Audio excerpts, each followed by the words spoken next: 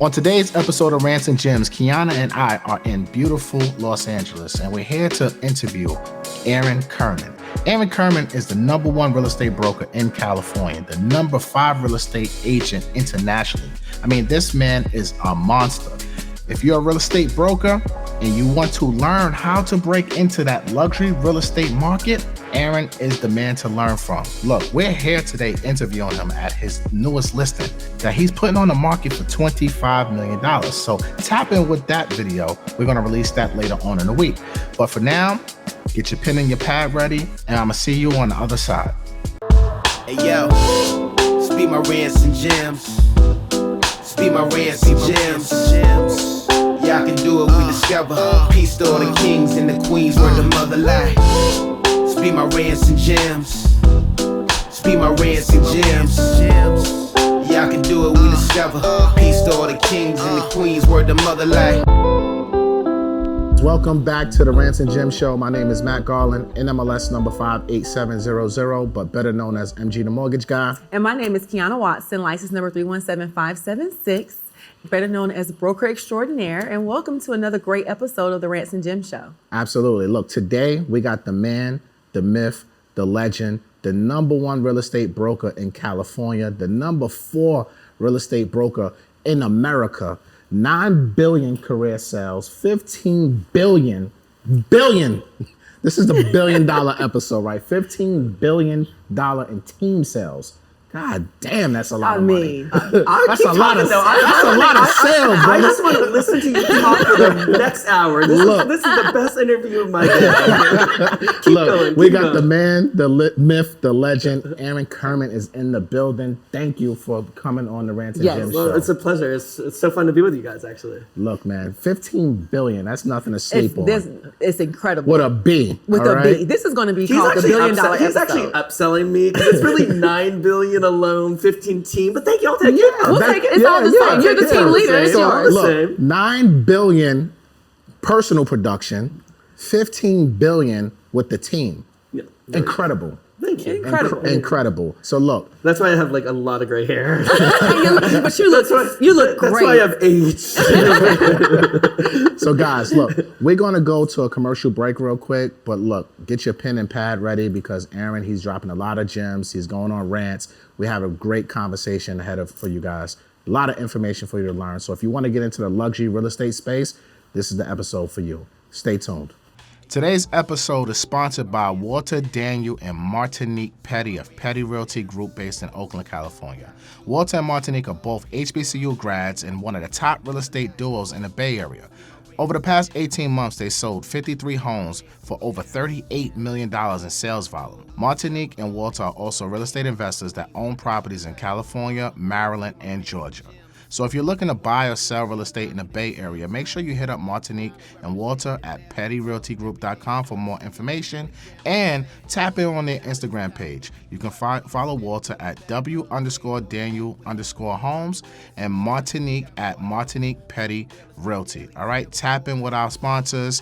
They're doing great things out in the Bay Area, so hit them up if you're looking to buy or sell real estate. And if you want to advertise with Rants and Gems, email info@rantsandgems.com. All right, guys, so welcome back from commercial break. Man, this house is absolutely phenomenal. Aaron, thank you for giving us a sneak peek on this amazing listing. I know this thing is going to sell like that once it hit the market. From your mouth to the real estate university of ears. Let's hope so. Absolutely, man. So look, let's start off the interview. We always like to ask our guests, when did they fall in love with real estate?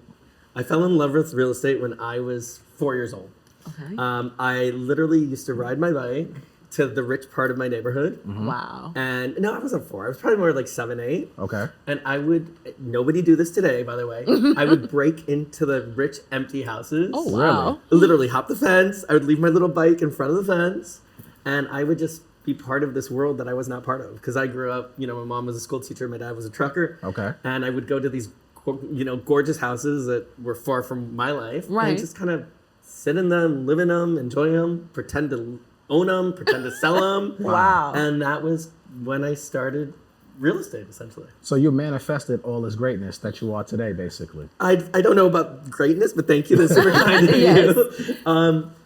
Yeah, I could say, here was the reality. I had severe dyslexia. I couldn't read, I couldn't write, I had issues talking. Okay. When I was a kid, I had speech impediment. Oh, wow. I couldn't say the letter R, which means I couldn't say my own name. So it was like real estate was the only thing that I knew I can do because I was my own boss. And I didn't have somebody breathing down my throat. And once I did it, I just did it. That is incredible. Yeah. Thank you for sharing that story with us, because most people don't visualize the life that they want. And you, at an early age, you visualize all of this. I don't know if I wasn't wise enough to visualize it, but I certainly did it. You know what I mean? I was always on the periphery. I always knew what I wanted. I always felt, and again, we were from a very modest family, but I always spent my off time in these beautiful homes, even though I didn't have friends that lived in them, and it was a blessing in disguise, because I always saw what could be, and I always, even with all the challenges I had, knew that was going to be my life. What age did you get into real estate?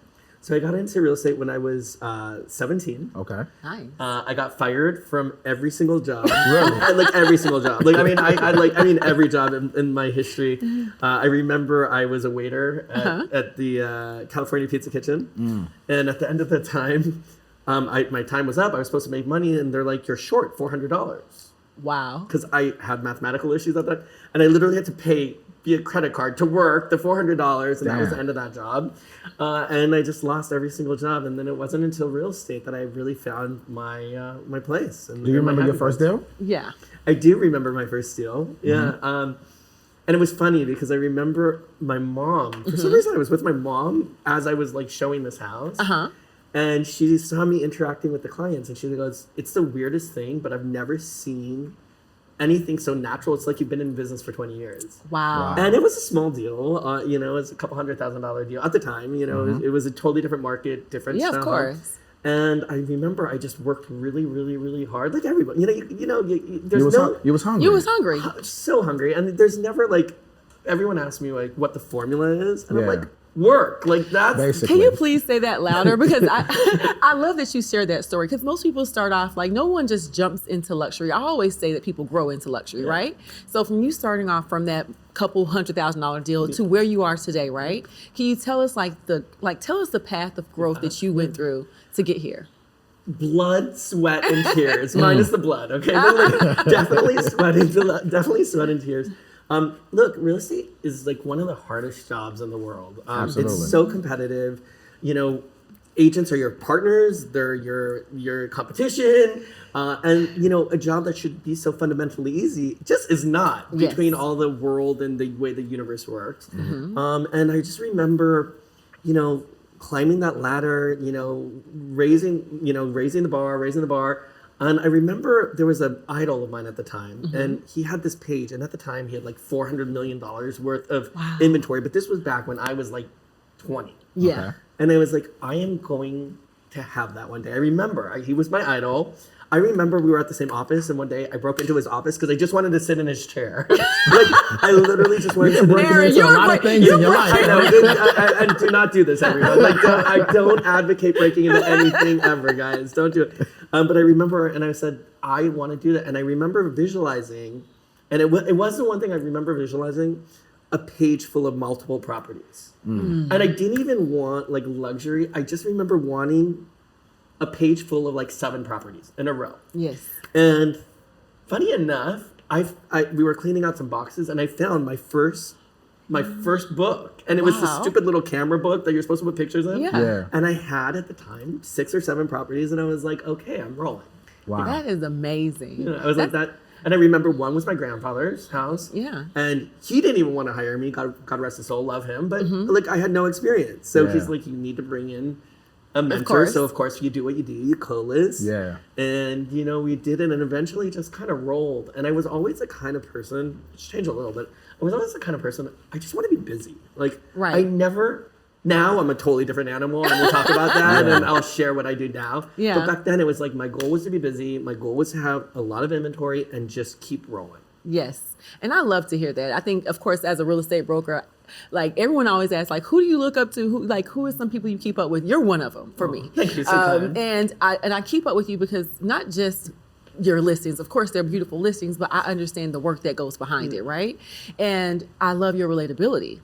And when you're growing in this industry, it's so easy for people to get ego, right? Absolutely. Can you talk to us a little bit about some of, like, not the clients, don't say their names, but some of the difficulties that you've faced working with high net worth, demanding clients? You know what's funny?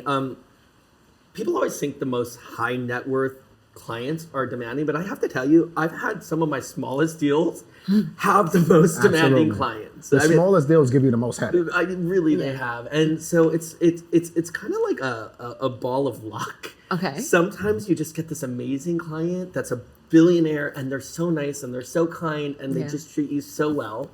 And sometimes you don't, right? And it's at all price points. And I would say that, you know, at the end of the day, here's the reality. We're dealing with people's houses, and whether it's one house or 10, there's a spiritual, emotional level to that sale because it's where they live. Absolutely. And that just leads to people being emotional. And so what I realized is I can't be emotional, or at least I need to try. Right. Don't always win. Yeah. But if I'm emotional, I'm letting them win. And so for me, I'm always like, look, give it to me. If you want to give it to me, give it to me. I'll listen. It's my job to listen. It's my job to hear. And if you're right, I actually will be the first to apologize. Right. And if you're wrong, I will tell you I think you're wrong because. How many times have you been wrong? How many times have I been wrong? So hundreds of times, because from every mistake I've made, I've learned. But if I never made that mistake, I would never have learned. And so from every time, every one of my failures, I'm super grateful for, because I'm like, okay, I'm not grateful for losing deals, not grateful for losing money, but as long as you don't do it again, or at least you try not to do it again. But the frustrating thing for me is sometimes I still do it again, which is kind of frustrating. And you know what though? Just because I need people to understand the numbers matter, right? There are some agents that swear the numbers never matter, but you made mistakes. But let's talk about these numbers. You have over 9 billion in luxury sales individually. Your team has 15 billion in team sales, and you are the president of Compass. Yep. You are accomplished. Somehow, yes. Well, those lessons paid off. Yeah. Right. Yeah. You know what's funny though? I never look at my past ever. Like, I could close the biggest deal in the world, and the next hour I'm like, what's next? Yeah. Like, what is next? Like, I have agents that celebrate their wins. Let's go to dinner. Yeah. And I'm not saying you shouldn't celebrate your win. You always should celebrate the win. But for me, that lasts about 0.5 seconds.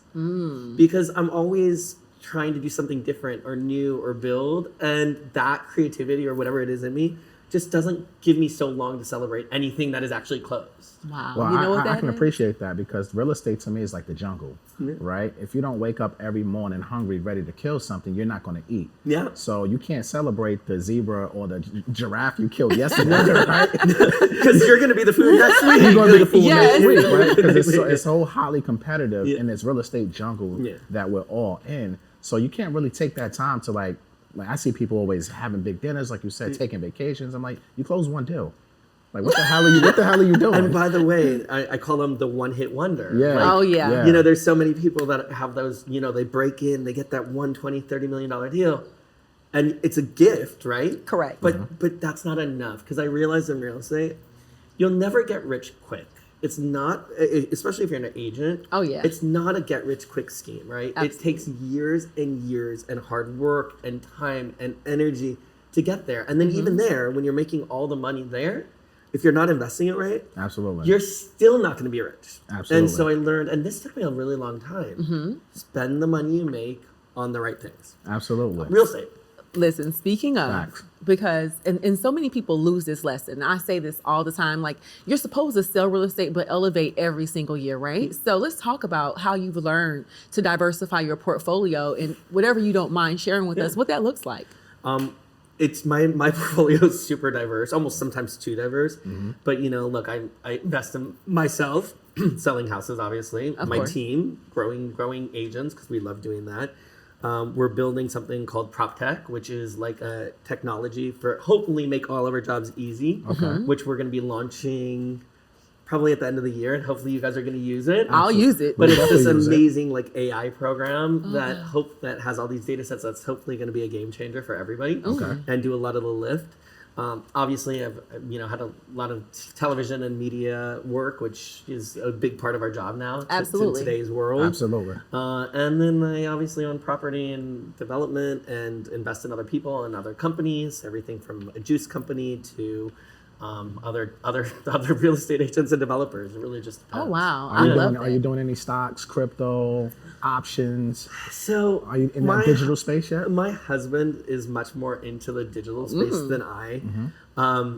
I've tested the waters, but I'm just a firm believer of like, I learned every time I do something that's not in my wheelhouse, I lose. Mm-hmm. And you can't do everything that everybody else does. Agreed. And especially at like certain levels, people are always going to pitch, you're going to make so much money, you're going to be so rich. Yes. This Absolutely. Is for me, I've lost every single time. So what I learned for me is if I don't know it, I shouldn't do it. Yeah. If I am going to do it, I better study it long and hard. And last but not least, if I'm not passionate about it, skip it. Good tips. That's some great tips. Those are big gems right there. Yeah. And like for me, like maybe I'm just so literal, but like that's why I like real estate. Like I see it, I feel it, I understand it. If a house is overpriced and you can't sell it, lease it. Make money Yeah. that way. I mean, there's Yeah. 100 different ways you could play. I love brick and mortar. Listen. Brick and mortar. I think brick and mortar, it would never go nowhere. Yeah. I love it. And to be sincere, like what I do understand, like a lot of the tech plays, NFTs, I'm a little confused on the virtual world. I try to wrap my head around it. I've Yeah. had clients explain it to me. They're making millions. I have clients that are making billions. Yes. Yeah. And I've listened to them. I'm like, okay, be open, be open, be open. And they're Yeah. like, yeah, virtual house. It's, it's that one house that it's never going to be created again. And I'm like, but it's on TV. You're not living in that house. It's on TV. Yeah, but it's the only one. Fine. So in my head, I keep saying, I need to develop these virtual houses and sell them for $2 Right. million. So you're like, Yeah. I haven't done that yet. I'm going to. You want to pay me to, have virtual house? I'll sell it for you. I'll make Right. money. I'll be the developer at that point. though. I'm not being the real But see, estate that's the great thing, right? We can adjust and we can adapt, right? Right. Even in that metaverse and buying land, and I'm in the same boat, right? Like, you know what? yeah. If I can make $1, make a couple cents, I'm gonna do it. I don't say I'll make course. money Like, off why you. I not? have I'll do it. no problem making money off you. Even if I don't Like, understand it. Let me tell you, when I saw the big launch of who did it? Ryan Serhant, Yeah. this big launch, and I have been like, it's in my brain. I'm like, as a small brokerage, I want to Yeah. have a brokerage in the metaverse. And then I see this huge campaign. I said, look at this. Yeah. Wait, and it's where we're headed, right? Like, he Whether we wasn't- understand it or not. And he wasn't the first. I mean, the Alexander brothers. Yeah, did yeah, it they did first. it, right. first. And 2 years ago, I've had team members do it, and I'm like, look, here's the problem, or it's actually a great thing, but right, we only have so much time. Like as it is, time. I always say time is an enemy because Oh, yeah. it Absolutely. runs out, right? And so, what I learned, because when I was younger, I used to spread my wings on everything all the time, and then you just kind of suck at everything, and nothing takes off. So for me, I try to focus on what I know I'm good at, what I can do, how to keep it simple. And one of the things people always ask me is like, how did I get to where I got to? Well, I've done it since I was 17. Yeah. Like time, Yes. not always, but if you stay consistent and you look and you study and you watch and you learn, helps you get there. Mastering your craft. Correct. Right? I think too many people want to be a jack of all trades and a master of none. Everybody wants to have money coming in multiple streams of income. I get it. Yeah. Right? But you got to master something first. Absolutely. Before you move on, because like you said, you're doing development, you're training, you're transactional first and foremost. That was your first baby, the transactional business. And that's why I love our careers, because now we can go into so many, it's like an octopus. You have so many different legs in real estate. You can start off transactional, but you can grow teams, you can develop, you can property flip, you can be a landlord. There's so many different things that you can do in our industry. But I think too many times, especially the younger generation, they just want everything. And everybody wants to be rich. Everybody wants to be Everybody's rich. Everybody wants to own everything. Everyone Yeah. wants to be rich. Everyone wants to be valid. And I look at people because everyone says, I want that. Yeah. And I'm like, well, you're not going to just get that because you want it. You're going to have to figure out how to get that, right? Correct. And what you said is so powerful to me, because if you just stick with one thing and you're good at it, that's actually enough. Because, for example, if you look at the streams of business that I have now, my main stream of making money is still brokerage. Absolutely. Oh, yes. What keeps my long-term wealth afloat is other things. Absolutely. I agree. And speaking of, we have to talk about it. The one.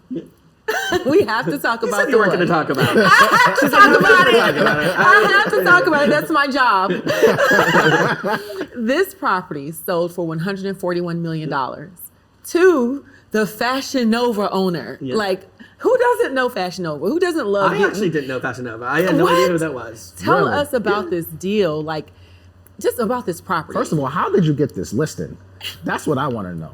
Like, because you just don't wake up every day and get $140 million listing. No, you don't. Like, how does that happen? So it honestly was a soap opera of like multiple series.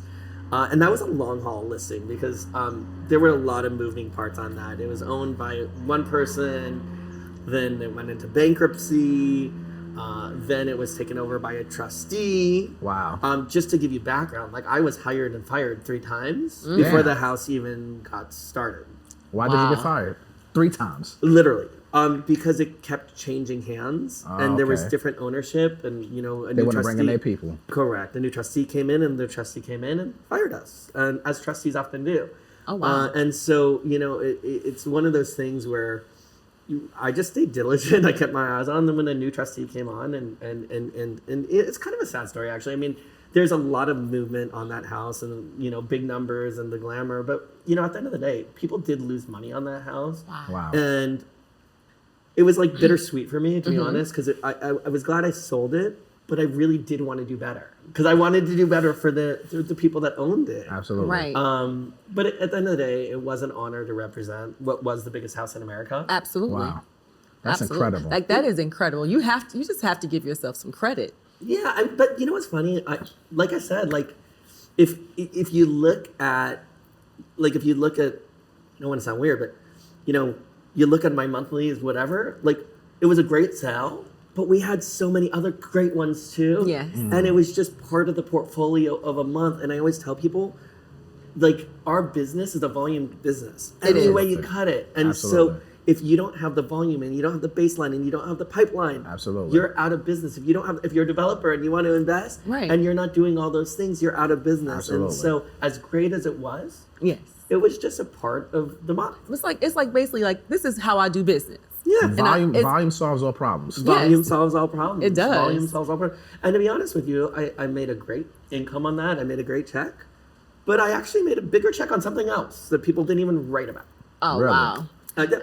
And so that also is a lesson, right? And the lesson is sometimes it's great to have the biggest and the best, and we're really grateful for it. Mm-hmm. But sometimes if you just keep your pace and you work, you can do just as good. There's always, for some reason, I never considered, today I consider myself very lucky.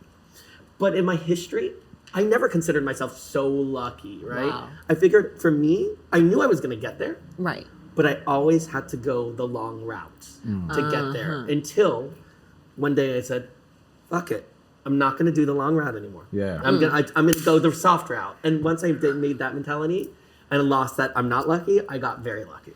I love that mentality. Gems. Like, that's a big gem for all of us because as a broker, as a real estate, I was just talking to your husband and I was saying how even in Atlanta, we don't have these huge price points, but even getting into luxury, every agent wakes up, they get a license. I want to sell a luxury house tomorrow. Not like I want to sell a luxury house in an hour. Yeah. So could you tell us, like, outside of just your networking, you're working hard, like what should the expectations be of an agent or a broker that wants to get into luxury? What have you seen some of the downfalls?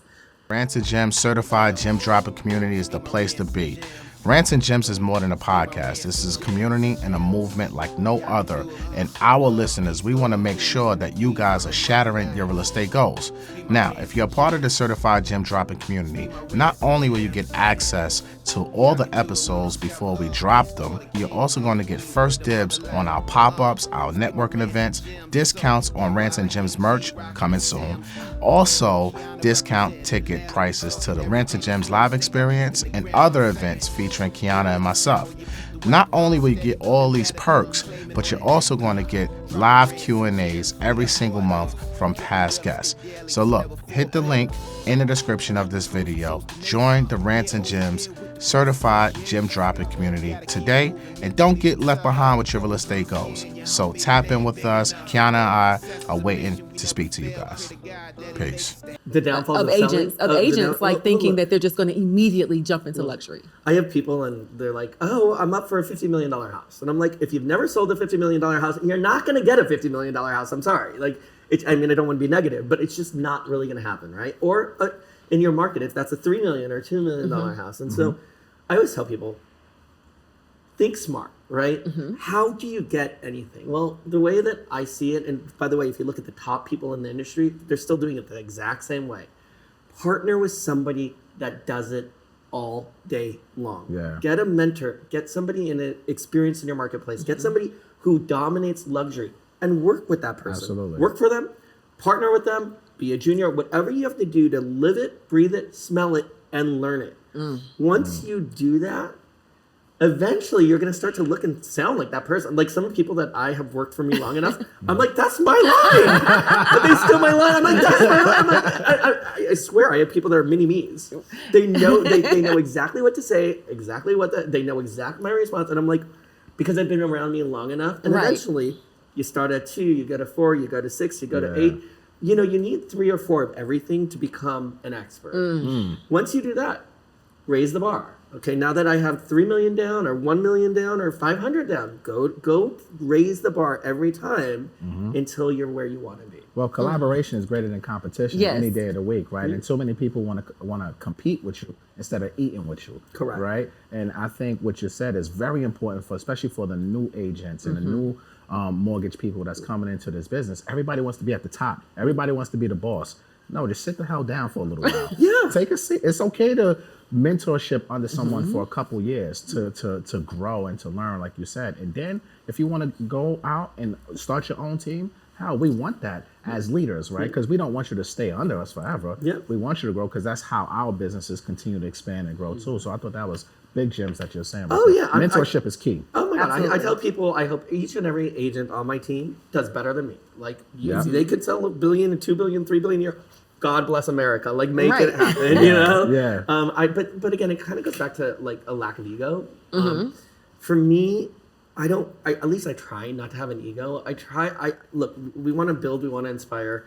We want to be honest, and we want to let people know that it is hard out there. And real estate is the hardest, no matter any capacity of real estate, whether you're a broker, agent, developer, even if you're a buyer today, it's impossible. Absolutely. It's a tough game. It is. And I always tell people, look, rejection and dealing with rejection is a big part of what we do. And if you can't deal with it, don't do it. Don't get in the game. I agree. And that leads to my next question. How, like, you talk about self-mastery. Of course, I looked you up and I keep up with you. And you always discuss self-mastery and how that's so important for you and how your success is kind of driven off of that. Can you talk to us a little bit about that? Yeah. Well, what's your definition of self-mastery first? For me, I personally feel like self-mastery is that emotional intelligence that I have. Like, I'm very, very level-headed. So you can curse me out in a deal, you can hang up, whatever happens, I know I'm in control of me, my emotions, and how I react. And so I keep it even keel. That's kind of part of my self-mastery in business, is being able to get outside of myself and don't get caught up in my own ego. Because sometimes you do, like, you're human, you feel it, but you have to fight it. And decide that today I'm going to be my best self no matter what's going on. So I always teach people that let's put business aside. Like, forget real estate, forget the business. Let's think life. Okay. If you're not where you want to be, if you're not happy, if you're not proud of yourself, and if you're not taking care of what I call self-care, you've lost the race. Absolutely. You've lost the race, right? So step 1 for me is like, am I in a good spot? And if I'm not, it's okay, as long as I could recognize that I'm not and fix it. And I think being self-aware is like the first thing that people need to do, because if I'm not happy, if I'm not healthy, if my husband's not happy, if my family's not happy, we're done. Right? Because you can't focus on work, right? Absolutely. So first and foremost is making sure that you're good, right? And I always tell people in a non-judgmental way, as long as it's healthy, do what is good for you. Like, I have friends that play golf all day. And they make billions of dollars. No joke. And I'm like, God bless America. Like that's great. So, I mean, I think first and foremost is self-care. And then once you do self-care, I think from there, it's always evaluating business from there and going, okay, now where am I here? And it's all a full circle because if there's anything that's off, it's going to throw everything off. Absolutely. And so I even think like it's so important to just always do the right thing, not because you have to do the right thing, but let's be honest, as humans, it wears on us if we don't. And that energy will hold you back. You know what I mean? And so for me, the one thing I've always, like, not always, I used to be when I started in the business, I was such a bullshitter. I told people what they want to hear when they want to hear. Now I'm the opposite. I'm like, look, you're not going to get this number. You're messed up. Your house is bad. Absolutely. And I'm going to tell you all the things that you really don't want to hear in hopes that I could protect you in the future. And I can walk away from every appointment and go, whether I get it or whether I don't, I did the right thing. Absolutely. You're not sitting here selling nobody a dream. Right. Just to make a commission. You're being straight up with them. And I think that's very important. I think too many times people want to sell you something. Right? No, just tell me the damn truth so I can make a business decision, right? And move forward from there. Let's talk about, I wanna kind of go to the market, right? Because you're the luxury king, you're the expert, you're the #1 real estate broker so in they California. say. At this point, he's the #1 real estate agent in America. And you're what, #4 in America, #1 in Cali. I mean, that's absolutely impressive, right? So you know this luxury market like the back of your hand. What are your thoughts on the market crashing? Do you think there's going to be a crash, especially in this luxury market with everything that's happening? We have the war going on, inflation. What do you think is going to happen in the next 2 to 3 years? You know, I'll tell you my famous line because I'm asked that question 100 times a day. And I tell people if I had a crystal ball, I would not be here right now. I'd be a lot richer and I would be king of the world, right? And I really am not smart enough. I tell people, I am not smart enough to time a market. I'm just not. Right. I learned that a long time ago. So what I deal with is I deal with the here and now. Everybody has an opinion. Some people think because inflation is here and now that the product of a house will continue to raise values and inventory is so low. Other people think because of rising interest rates that we're going to see a major correction. Absolutely. And it's so funny. I remember going back, you know, in 2008, I had a Wall Street Journal on my bed and it was talking about how hot the market is. I remember this. And 2 days later, there was like they all corrected. It was like it was a 2-week correct, and it was the crash. And it was like how the world has changed in 2 weeks. And so now what I do is I tell people, look, the market's the market. You don't know where it's going to be, and I don't know where it's going to be at the end of the day. But all we have to do is do what's right for us, right? So if you feel like you want to invest in a house and buy a house, there's always going to be a trade-off. If interest rates are high, values are going to be low. If values are low, you know, it always goes back and forth. So people have to do what they want to do when they want to do it. It's all about timing. And be intelligent about their decisions. And the thing that everybody needs to realize is real estate is the safest thing as long as you don't need to sell, right? Absolutely. But if you need to sell in a bad market, you're in deep trouble. Absolutely. Right? And so be aware that markets change. Know that it can be expensive to carry a house, and as long as you can carry, lease, or figure it out, you're fine. If you have to sell in a bad market, you're not. My personal take on it is I don't think we're going to crash. I think that we're going to see a correction. Absolutely. My husband doesn't think so. As a banker, he disagrees with me. He thinks we're only going up because of inflation. But, I like your husband. Yeah.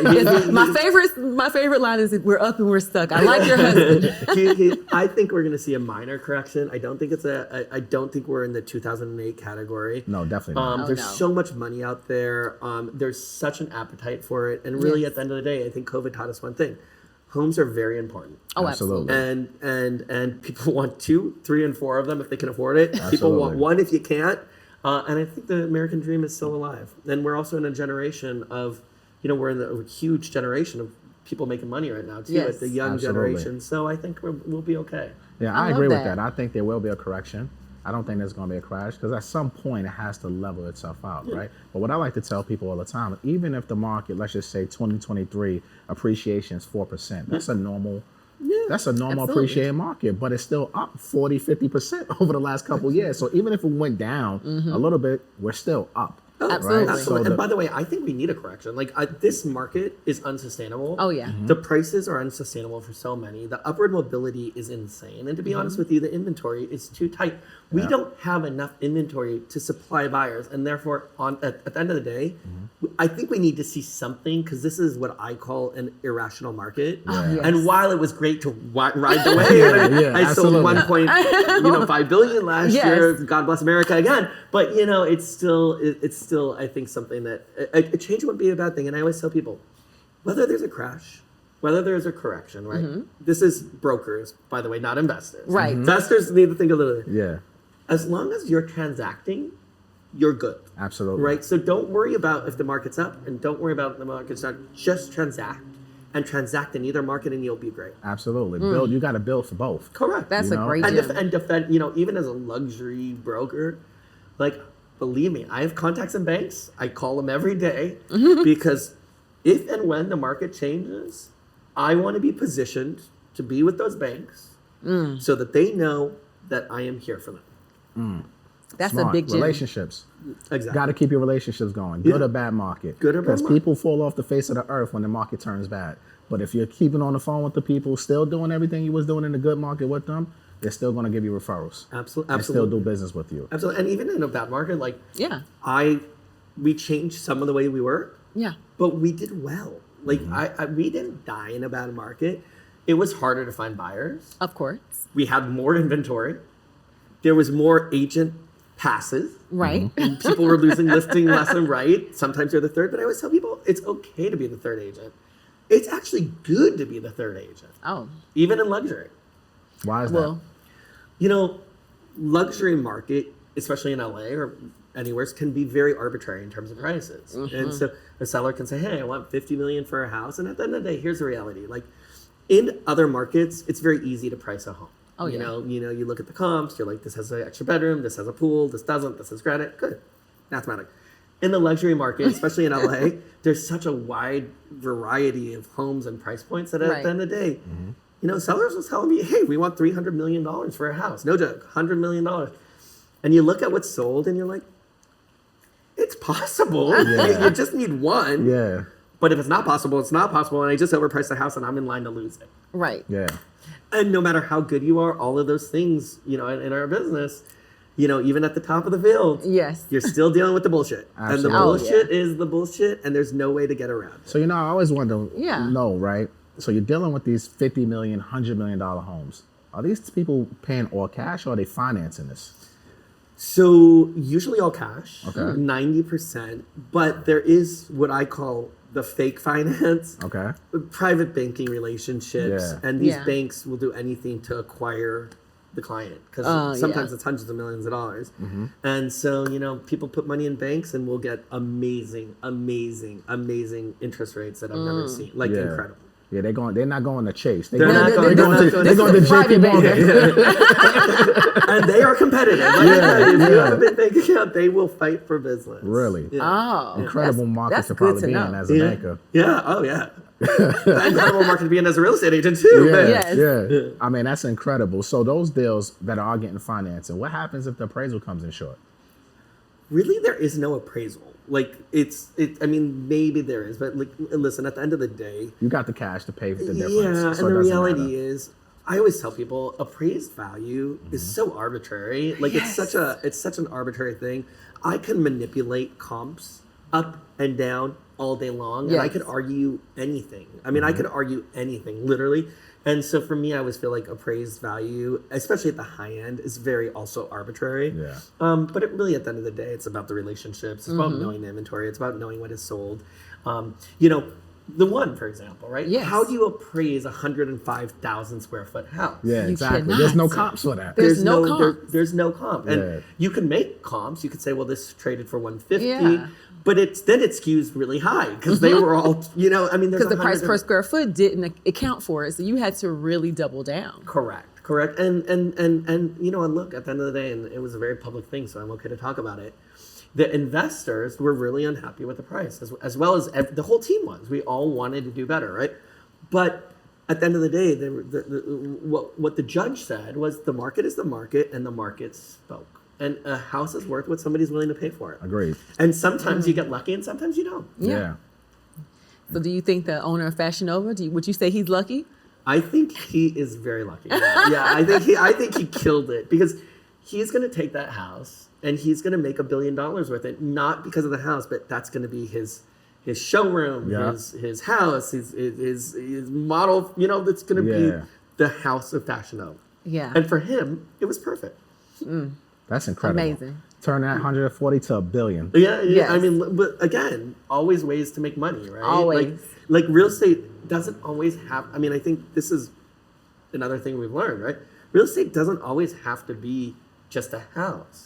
It doesn't have to be where you live. It doesn't have to be a income property. There's 100 different ways to make money with a house. Absolutely. Right. If you think out of the box. Absolutely. I love it. You got to be creative. Yeah. Oh, yes. Especially with the internet, you have so many different things where you can rent out houses, Airbnb, pair space. And if you're obviously someone like Fashionova, like you said, you can have your warehouse there. That house is that big. Yeah. If you want, and it saves you money. Listen, because you now don't need the commercial space no more. Exactly. Right. So it's a lot of different things that you can do to make a profit on that type of sale. Exactly. Even like I invested in something and I was like my own worst enemy. I overbuilt on a house. I paid too much money. I was upside down on it. And I'm like, how did I get in this situation? I saw people look to me for this advice, and I totally did this to myself, right? And it's a classic story of the shoemaker has to wear a shoe, right? Right. And so ultimately, what I did was I rented it. I did like short term on it, and I'm killing it. See? And so I turned what was, or could have been, a loss into a total profit. And so. But again, I think that's the other thing that people need to realize is, you know, I mean, and it's a very basic thing, but I don't know how people don't study real estate more. Like, I have some of the smartest people that make the craziest bad decisions. I'm like, you run a multi-billion-dollar corporate. How did you not figure this out beforehand? Right. Let me ask you a question. If you could tell your less experienced, younger self one thing now, what would it be? Good question. Honestly, I have more fun with the game. Like now I have fun every day. But then I was so focused on the build and I was so focused on the work and I was so focused on where I wanted to go. But really part of the process is the process, right? Right. And you have to enjoy every minute. Enjoy the build. Enjoy the fail. It sounds horrible to say, but if you lose one, I would say real estate in general is like a game of chess. You're going to win and you're going to lose. Somebody's going to win and somebody's going to lose. And if you can't enjoy the process along the way, then it's just going to be a horrible job. Absolutely. And I know people at the top of the world, whether they're kings or queens or whether they're top of the real estate world or whether they're starting. I have a really big, diverse group of people. And people look at the people at the top and are like, God, I want to be that person. And then I know people at the top, and all they are is irritated and frustrated, and ready to pull their hair out. Right. And so I just think everybody can learn. And people are like, I talk to new agents. I'm like, I love my job. And I talk to people that are making $10 million. I'm like, I hate my job. And I just think at a certain point, everybody needs to take that neutral zone of like, okay, this is a job. Right. This is fun. Right. We're passionate about it, but we also have a life to live, right? And the life we have to live is the most important because we have one life, right? I love it. And spend really, really, really spend time with family, spend time with friends, work hard, play hard, do what makes you happy. Find I call it finding your people. Everybody always tries to be everything to everybody. I'm like, that doesn't work. Have you ever noticed the weirdest people are the most successful? Absolutely. It is so true. It's so true. What you just spoke to my soul. I say this to my team all the time. Find your tribe of people and just market to those people. Absolutely. Maybe I'm not going to get the stuffy corporate person. I don't want you. You know who I want as a client? The person that's relatable to me. Me and my clients, we may sit on the phone and talk about eyelashes and outfits, and then all of a sudden I'm helping you buy a multi-million-dollar property. I want to relate to the people that work with me, and I want them to respect me for who I am. I never want to change who I have to be as a person to be successful. And I want to be happy. I just want to be happy and live. But don't you notice when you're new, you're like, I need the dress ready. Yeah. Oh, let me tell you, the old Quiana would have been like, this is not, no, I can't wear this. Let me button this up and let me put on this tie and, it's got to be black or white. Yeah. And I'm like, why are we doing that to ourselves when you can live a beautiful life, a colorful life, and you can attract the people that respect your mindset and what you do as a person? Like I said, I started watching you and I'm like, he's in these 800,000, like $80 million houses, and he's wearing tennis shoes, a cute T-shirt. He's just walking around. My husband's like, you look like. But I love it because it's like when I saw you walk over that glass, right, and all the glass like lit up. I was like, this is what I'm talking about. I can feel the joy and happiness from the video.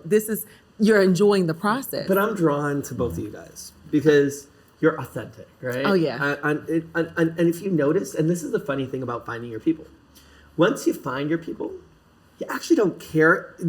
People that are not your people are going to be drawn to you anyway. Absolutely. Like I bet you now you have CEOs of Fortune 500 companies and major people drawn to you. Yes. Because you're so authentic that you own who you are, and that is hot. Like that, I'm not talking about like sexually. I mean, that's just hot. Yeah. I love in that. business and you as well. And so I think that now, like I used to just find my people, right? And that, like, I remember I got an $80 million listing talking to a psychic about a psychic, right? Really? And yeah, that sounds like a story. And there was a business manager there staring at both of us. And at the end, she goes, "You're hired." I was like, "Well, what about your house?" She goes, "You'll be great." And we signed, and that was that, right? Wow. But what I realized is now the more authentic I am about myself, how I act, not caring how I act, and just being authentic. I was around, a prince of Saudi yesterday. Wow. Not lovely guy, not innately my first type of person, right? Very conservative. But we got along so well, and I felt like I was just drawn to be around him, and I could tell the feeling was mutual, and it was a very successful meeting. Mm-hmm. And I think that authenticity is what will always sell anything. Good energy is always good. Great You energy. can tell good energy when someone walks through the room, and you can tell when someone's an asshole as soon as they walk in the room. Right. So, Usually. Although, yes, but sometimes human insecurity throws that off. Because I remember today somebody wanted to work on my team, and I did an interview. And at first I was like, "Ooh, horrible energy. I hope she's not watching this at the day." But I remember thinking to myself, "Oh, I don't like this energy. Not our people." Right. Not gonna... And the longer I got to know her, I realized maybe she was just nervous. Yes. Because she became fabulous. And so I think that as you elevate, I think first impressions are not always the case, although they can be. Yeah. Got to give them grace. Yes. Yeah. Right? Sometimes you got to give grace because, like you said, they may be nervous. I mean, you're a rock star. Or maybe listen, sometimes I get nervous. Like, not often, but it does happen. Yeah. Yeah. And I think a lot of it now, I love social media because you can kind of feel like you kind of know a person through what they post and how they speak and their mannerisms. So you're a little less nervous. Like even for me today, I was like telling my husband, we went through 3 outfits. I was like sweating bullets. I changed my flight. I wanted to be on time. I'm like, oh my God, like what? Like it was so, and then I'm like, you know what though? Quiana, relax. I had to tell myself, like I'm listening to like this like affirmation today and I'm like, relax, it's going to be you're fine. Fabulous. Like you both are. You're fabulous, but you know you're fabulous. Like, nobody has to tell you. I Nobody appreciate She that. definitely knows. I do know. Look at her. But I was telling the whole team, Yeah. I was like, this is my interview. This is my guy. I have been like wanting to, but like I'm so grateful. But on top of that, I was nervous, and then just to see you, it was like, as soon as I saw you, my heart was beating. And then I was like, wow, he's so a cool funny. guy. It's so funny because I couldn't imagine like you would be nervous, to be honest, because I look at you and you're so glamorous. But I think it's just a point to human beings, which is, we all get nervous. And but the thing that I and you can't avoid it. No. But the thing that I always would love to teach people is try not to be. Because when you are nervous, you're not showing your true essence. Mm-hmm. Yeah. And I learned that a long time ago because when I was climbing the ranks in real estate and I wanted to get hired, I remember one of the houses I was on, it was like a $25 million house. I needed the money. I had no money. I had the lead. I was dying to get the listing. Of course, I didn't get the listing. Didn't happen. Why? I was nervous and I wasn't able to express what I really wanted to, because when you're nervous, your expression kind of gets tight. Mm-hmm. And so whatever you did, right? Like I couldn't tell you were nervous. And whatever you did well because your true essence is shown. Yeah, thank you so much. I relaxed. I had to tell myself, Quiana, relax. Yeah. And that's just what it is. You know, the heart of me, I'm still transactional, right? I have a real estate brokerage, but I'm still transactional. I still want to get up the ranks in real estate and luxury. And it's just so inspiring. And I always say that, like, I'm glad that we have social media. I'm grateful that we have these tools to connect with people because it's inspiring to see. Being in this house is inspiring, Absolutely. Just being here. But you know what the other thing is? It can be. Yeah. But it also can be frustrating. And I think people need to find that line because if people are looking at everybody as, oh my God, that needs to be me. Oh my God, how does that person have $100 million house? Oh my God, that person looks happy or rich or prettier. You know, there's always going to be something that's better than you. Right? Yes, absolutely. And so I think that social media, as long as you're looking at it as a way to inspire and be like, okay, but not as a way to compete, I think it's okay, you know. And but you know, even me, if I have a bad day, I'm not going to go on social media. Oh no, like, I'm just going to. I can't fake it. Yeah, you can't fake it. Everybody going to know, like, what the hell is wrong with them today? Listen, on a good day, you know, somebody who competes against a house sells $100 million house. I'm like, go, babe, congratulations. On a bad day, I'm like. That's not me, you know. It's all based on the energy of the day. Look, I know we press for time. I know you have a lot to do here. So this, first of all, thank you for your hospitality. Yes, this has been your team has been great. This home is beautiful. But we need you to leave our audience with one more rant and one more gem. Okay, so a rant is something I don't like about our real estate world. Correct. Yes. Okay, I didn't prepare for this. I probably should have. I would say a rant that I really don't like about our business is it can feel like a very fake business. And a lot of people are based on false impressions. Oh, yeah. And it just goes against everything I'm about. Like, I like authenticity. I like truth. I like honesty.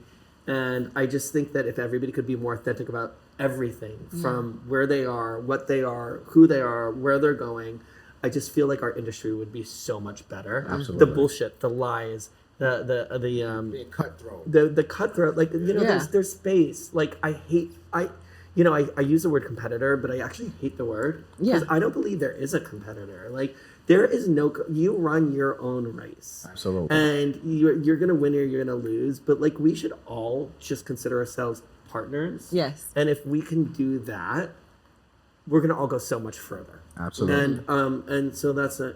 And what's the other one? What's the gem? A gem. A gem is just something you love. It could be like a tip. It could be, whatever. Oh God, I have so many. Oh, I can tell you. You got to give a pro tip about luxury real estate. That the gem has to be something about these. Everybody wants to get into luxury. Just any gem you could give them. Perfect. I think a gem is this. Luxury is a word that is undefined. Luxury is undefined, and luxury means different things for different folks, right? If you're selling in a small time farm in Atlanta or we're out of the city or out of Ohio, luxury is going to be a different thing. And so I think that people need to define what luxury means to them, where they want to go with it, and run their own race. Because what we do is we have a beautiful job. Like, at the end of the day, all the bullshit aside, and there's a shit ton of bullshit. It is. At the end of the day, we have a wonderful job because what we get to do is we get to match people with the place that they live. And that energy is an amazing energy. And so keep that energy, hold it. Don't let the losses pile. Take your wins and move it forward. And if you do that, then I think people will be happy, healthy, and successful. Absolutely. Big gem. Yes. Tell the people how to find you. AaronKirman.com. Aaron, what's my Instagram? Aaron Kirman, my Instagram. And it was really fun to be with you guys. I actually think you guys are huge inspirations as well. Thank you. So it was a really honor to be with both of you guys. You guys are the pinnacle of entrepreneurial spirit. You guys have built this incredible business. You have this amazing podcast, and you guys should be unbelievably proud of yourself. and you're helping not only real estate agents but a community build and bond, and that's powerful. Absolutely. Thank you so much. We appreciate it. We really that. appreciate you. Look, guys, tap in with what I got, Aaron. If you got 25 million, come buy this house. we want cash only, all right? And we have others. We have everything between 1 and 200, so reach out. Oh, You heard that. You 1 heard that. to 200. Don't let that go over your head. With an M, million. Not thousands, all right? So look, we're going to wrap up. Tap in with Aaron and his team. My name is Matt Garland, NMLS number 58700, better known as MG the Mortgage Guy. And my name is Quiana Watson, license number 317576, better known as the Broker Extraordinaire. Yes. Thank you Talk guys to for 'em, queen. tuning in to another incredible episode of the Rants and Gem Show. Peace.